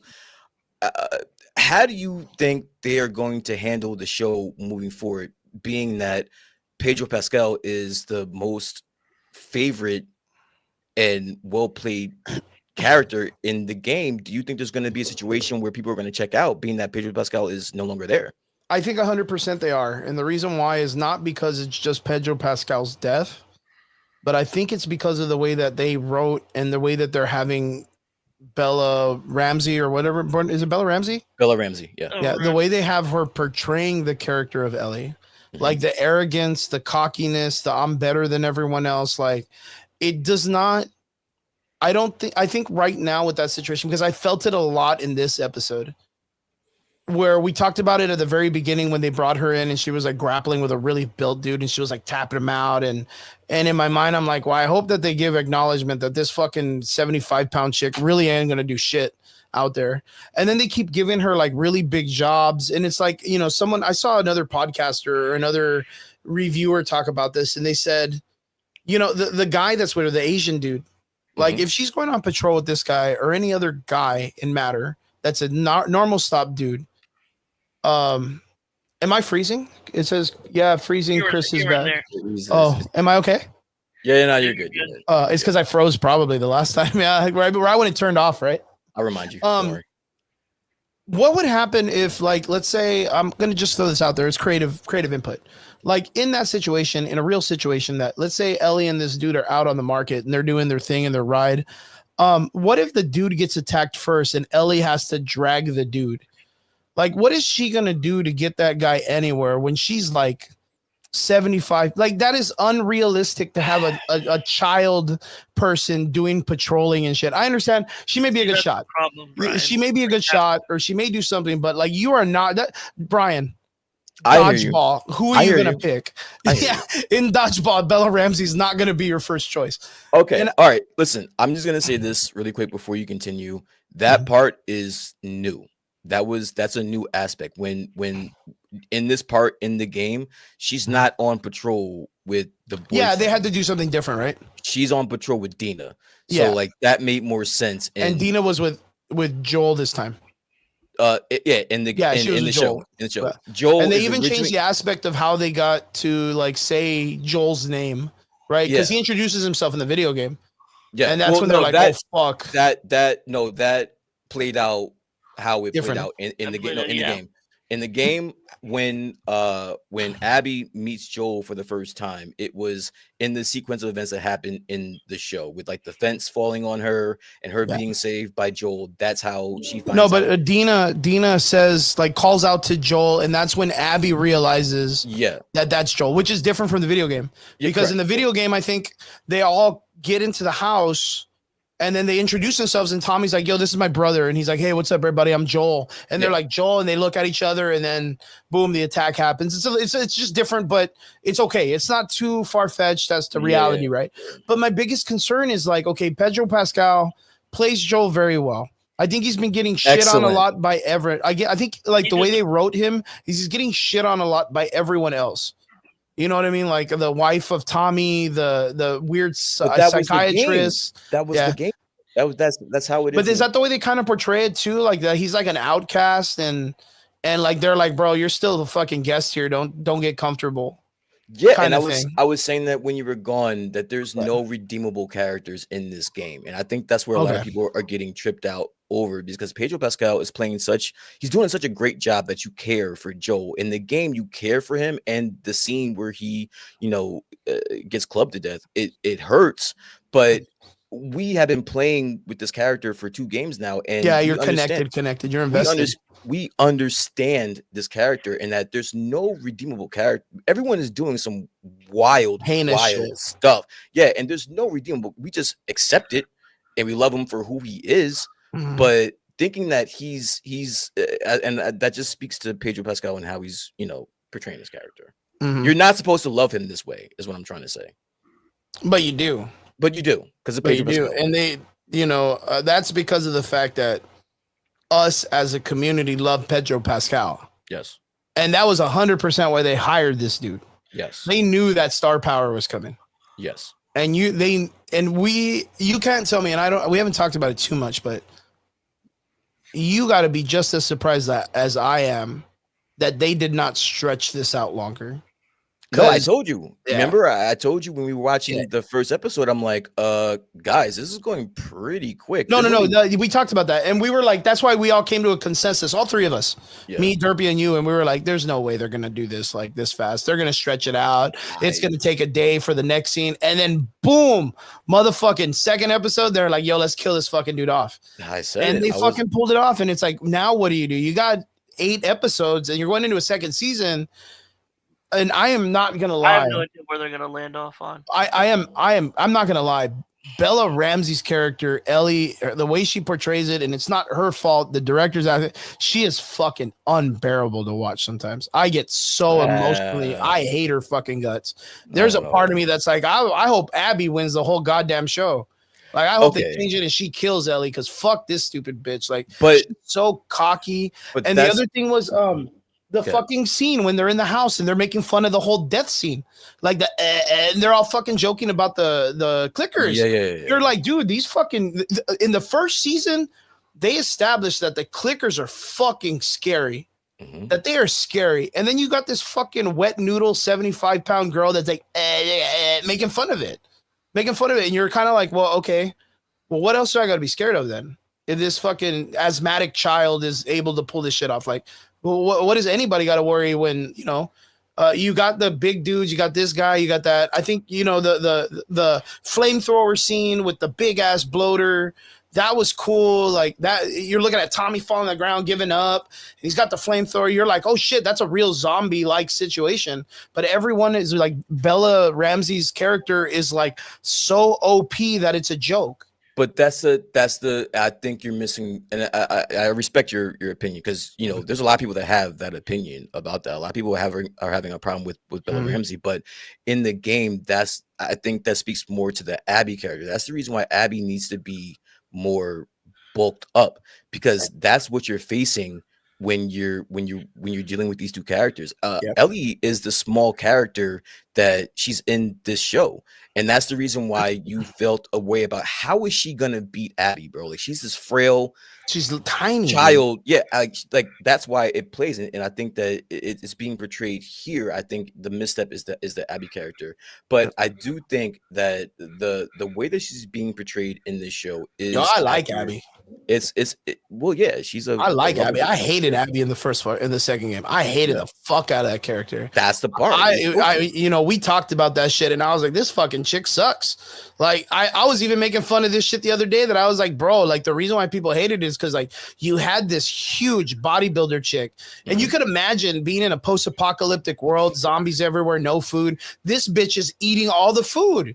She had to be keeping a calorie deficit of 2,000. She's eating everybody's rations. And everyone's just like, oh, well, it's okay. Abby's maintaining the fucking gains. Let her eat everybody's rations. We ain't got no meat, but it's okay. This fucking bitch is just eating it for no reason. She ain't got no weights. Yeah. She's just lifting fucking giraffes or whatever the fuck they have in the zebras or whatever the fuck they're doing. But, like, we laughed at it because it was so out of pocket the way this character was. And that was the misconception. And now they introduce a character that is normal. And we're like, holy shit, like, Abby's not bad. Now I cannot fucking swallow Ellie. I cannot digest Ellie's bullshit. But okay, so going back to the part where you said that you can't believe that they rushed through this so quickly. In the game, Joel dies early. In like the game starts. The game starts when Joel dies. Like, you're just bullshitting. Yeah, because everything's tutorial level before that. I think we talked about that, right? Like, the story starts now. So just give Bella Ramsey and her portrayal of Ellie a little bit of grace. Give Abby Yeah, just give because this is where the story starts. Starting tonight, when we watch the episode, this is where the real story begins. And Abby, like everyone hate you had to play as Abby for And like that was the the thing that whole everybody's talking game, about. It and was like, everyone fuck, man. hated her. We Yeah. hated her. So I just don't give hate her us now. I was like, I don't hate her now. I care more about Abby, what she's gonna do after this. I don't give a fuck about Ellie, man. I can't stand this bitch. There's a reason for that. You're supposed I to. really hope, man. You're supposed to. I mean, I could see, and it would be smart writing for them to make it where Ellie changes her heart. She's not a piece of shit. She's humbled. Like, she's just a fucking cunt, dude. Like, I am so tired of Ellie's You bullshit ain't right seen shit yet. So if you have a problem with her being like 110 pounds soaking wet, then you're gonna hate the rest of this No, show. like I know she's gonna go for the revenge shit. That's the whole arc of the whole entire movie, deals with everybody doing revenge shit.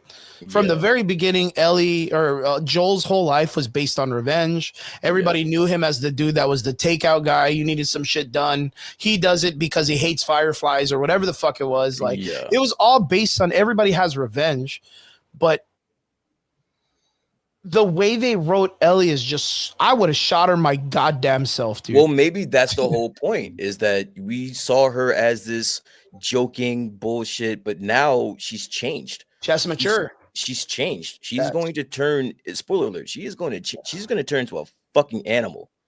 Like, and a small honey badger looking animal. She's gonna do some. They ain't gonna sell anything to me. Like, she's gonna do some wild shit.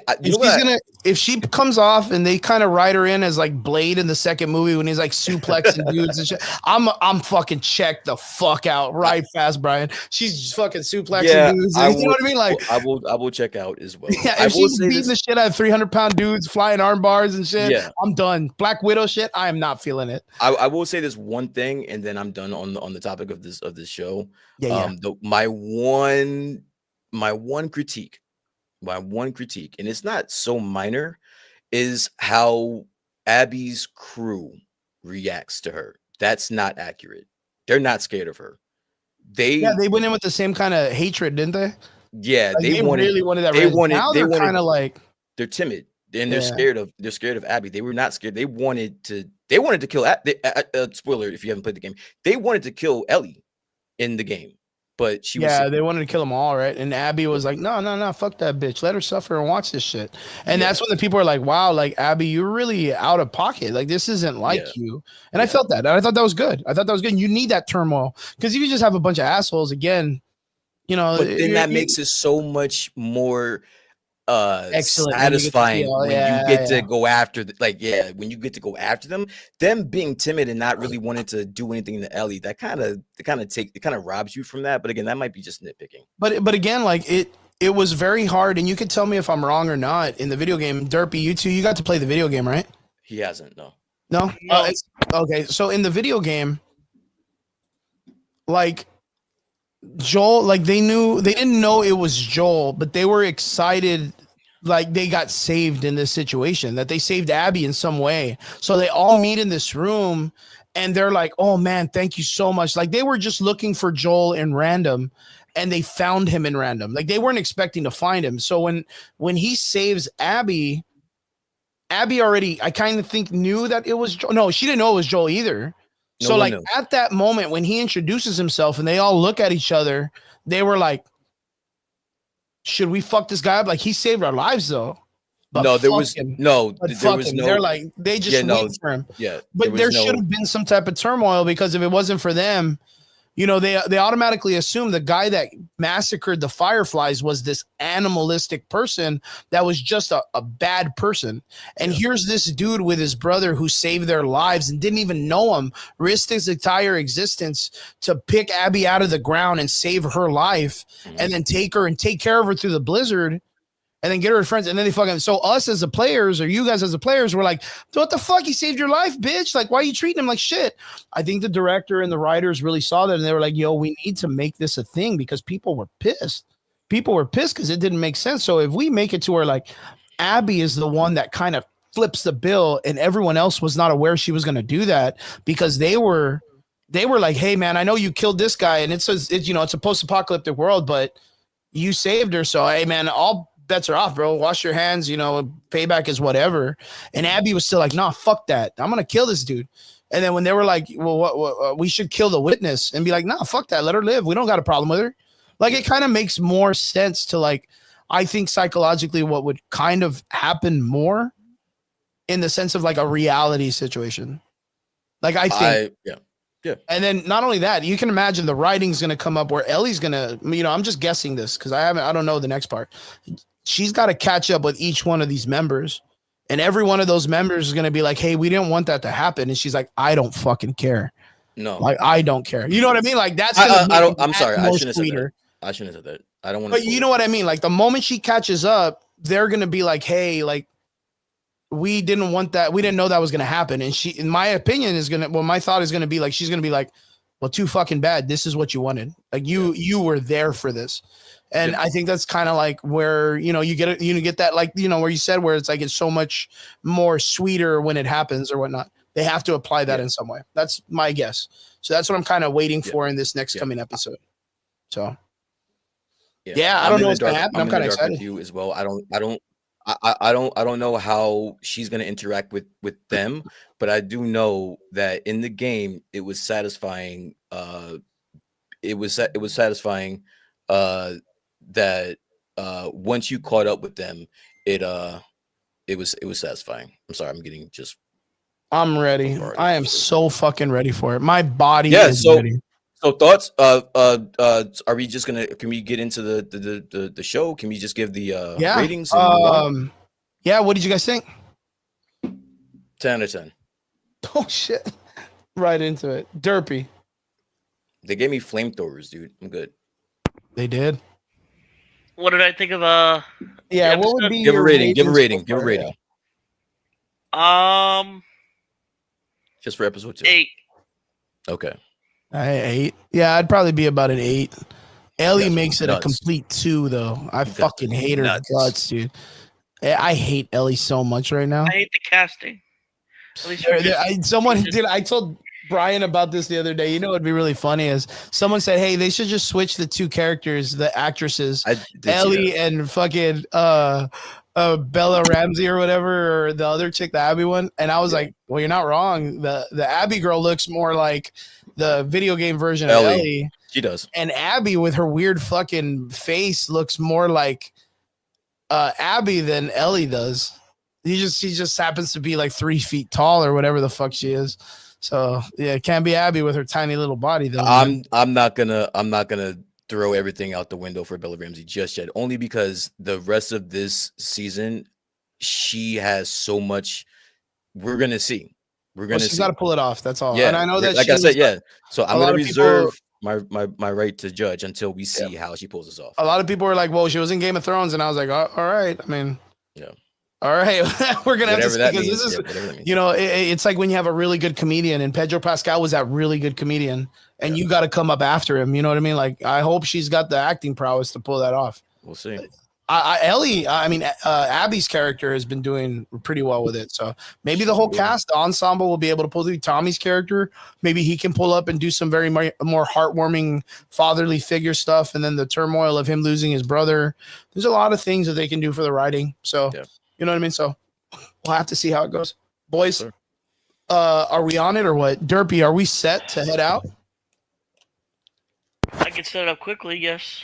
All righty, folks. Derpy is going to be setting up the watch party. Derpy, are we going to be able to put up a link in the chat, or do we need to wait a bit so you can set it up real quick and have people on it?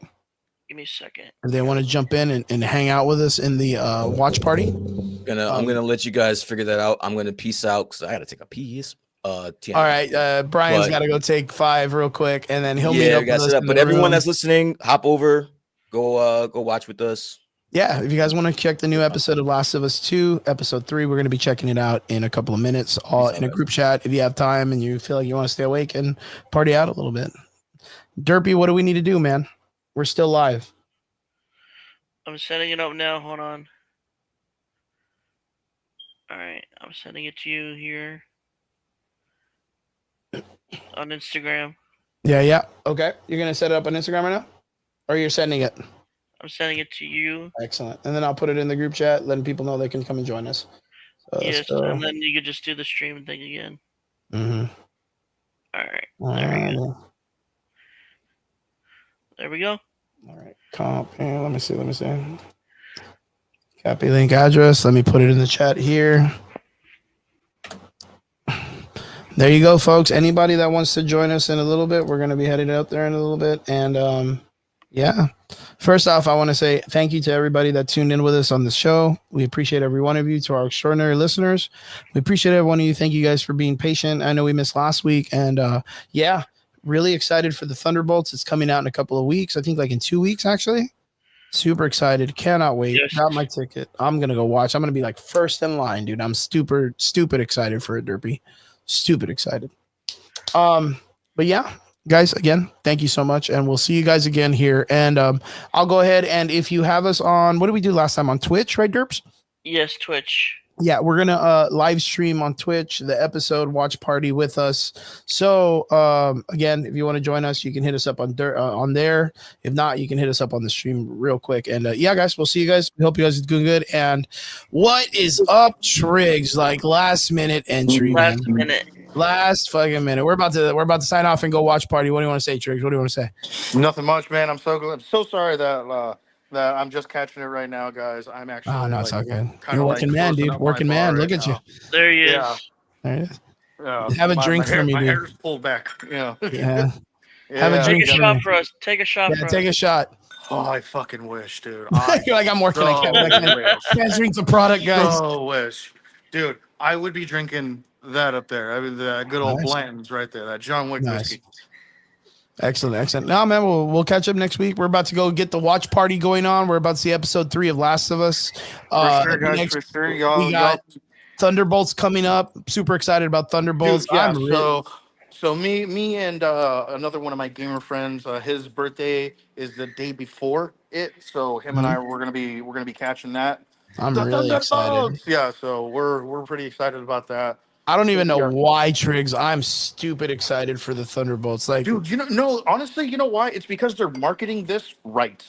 Yeah, I feel it, man. Like, this is the old school marketing that we used to get from the from Marvel back in like phase 2.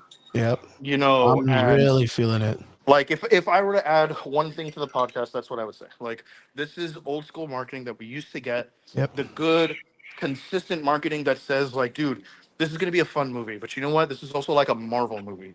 This one, like, and it screams like a Marvel movie. It almost seems very Winter Soldier, Civil War-esque. You know, like that good, like, heavy vibe, dude. I don't know, man. I'm very, very excited for Thunderbolts. Me too, brother. Me too. I'm super fucking stoked. I'm super stoked. Yeah. But if we are signing off, guys, then I will at least catch the sign off. Hell yeah, Papa.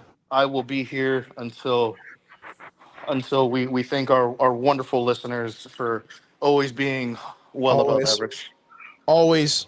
To all our extraordinary listeners, we appreciate you guys so much. Thank you guys for being patient with us and letting us live our normal, everyday, working, crazy lives. And we'll catch you guys again next time here Sunday with the Average Boys Podcast. Triggs, good to see you, my man. I ran into fucking Hollywood today. Did you? Yeah, with our Comic-Con and stuff. Yeah, man. I'll let you know what's up, man. It was fun. But yeah, brother. Yeah, I actually saw Elena yesterday. Dope. Yeah, she was there too. There too. I ran into her also. Yeah, she was Makima. Yeah. But yeah, brother. Do good. Have a good day at work. Derpy, I'll see you in like fucking 10 minutes, my man. For sure. All righty, brother. Boys, later. Thank you to everybody out there. Appreciate you guys. See you again here next Sunday, Average Boys Podcast, 8 p.m. Central. Thank you guys so much. Laters. Peace.